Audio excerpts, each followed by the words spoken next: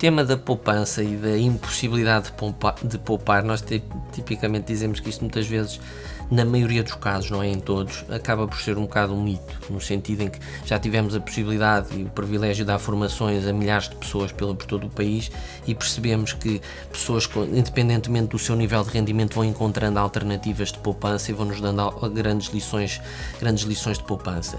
E é exatamente nos momentos de crise económica que a poupança dispara.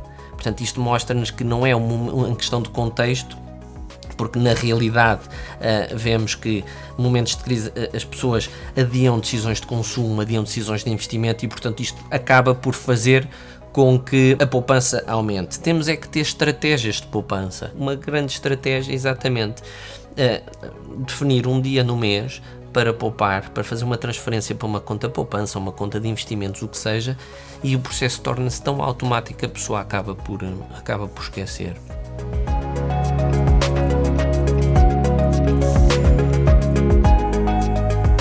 Muitas famílias acabam por ser despertadas para problemas financeiros porque sentem que o orçamento não estica, que o dinheiro não estica até ao fim do mês. Isto aqui é um sinal de alerta que é muito importante e que nos deve levar a estar atentos. Isto obriga-nos, por exemplo, a estar muito atentos aos movimentos no saldo bancário, percebermos como é que o dinheiro vai sendo movimentado nas nossas contas, e depois acabamos por ter no dia-a-dia uma daquelas migalhas que acabam por nos chamar a atenção. Uma primeira é pagarmos as despesas essenciais a crédito. Por exemplo, irmos ao supermercado e usamos o cartão de crédito, não tem nada de errado por si, mas pode ser um sinal de alerta, ou em vez de usarmos o cartão de crédito, estarmos sistematicamente a usar o descoberto que temos na conta ordenado. E mais importante do que isto é nós não conseguimos garantir que chegamos ao final do mês e que repomos o saldo da conta ordenado. Portanto, deixar um saldo de conta ordenado de mês para mês acaba por ser bastante preocupante.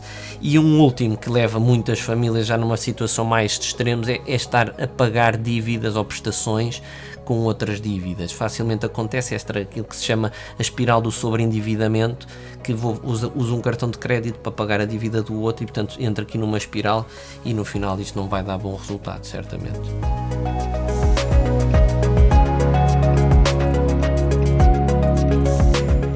Acho que é importante nós olharmos para esta situação com alguma naturalidade, porque nós no passado já vivenciámos situações eventualmente parecidas. Vimos o caso, por exemplo, no fim das moratórias, que havia um grande pânico, as pessoas achavam que iria disparar o incumprimento, e isso veio a não se verificar. Obviamente pode existir, porque esta espiral inflacionista foi muito rápida, foi muito imediata e com um impacto muito grande.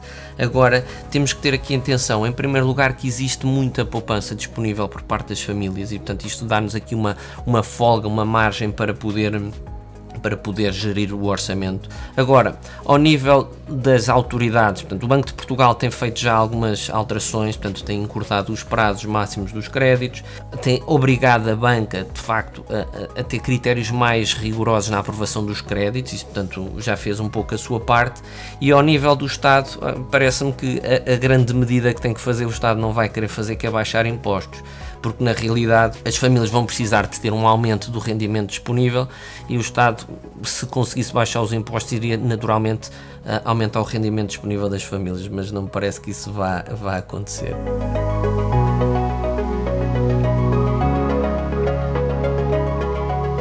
Para responder a essa pergunta é primeiro necessário perceber qual o perfil de risco da pessoa e qual o horizonte de investimento. Se o meu investimento é para um curto prazo, eu não posso assumir muito risco. Se o meu investimento é um prazo muito dilatado, eu posso e devo assumir riscos. Portanto, se uma família não quer assumir riscos, de facto, hoje em dia, a alternativa passa muito pelos produtos de aforro do Estado, porque são produtos que, ao emprestar dinheiro ao Estado, de facto, estou com o risco que corre é do Estado não me pagar, portanto, teoricamente, seria o risco mais reduzido do mercado, e por outro lado as taxas de juros estão bastante mais interessantes. Portanto, isto ao nível de produtos sem risco.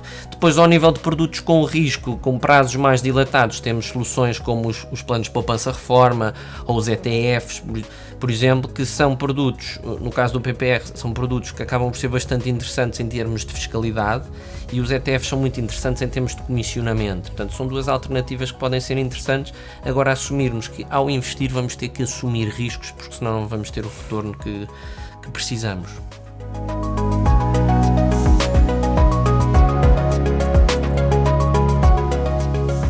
Nós temos os planos de poupança reforma, que são os PPRs, são muito conhecidos, portanto têm um enquadramento fiscal muito interessante e podemos escolher produtos com risco ou sem risco, e aí a sugestão é quanto maior o prazo, maior o risco que nós devemos assumir.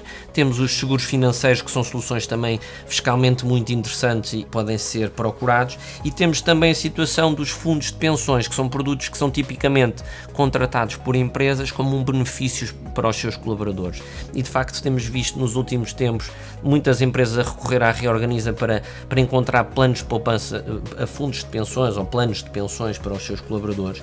E uma ideia importante é que as pessoas se questionem o seu empregador se não existirá um fundo de pensões, porque há muitas empresas que dão este benefício e as pessoas não sabem. Mas em última análise, aqui uma grande conclusão é: vamos ter que assumir as rédeas do nosso investimento e vamos ter que investir para o longo prazo e com risco, porque senão não vamos ter a reforma que estaremos a contar.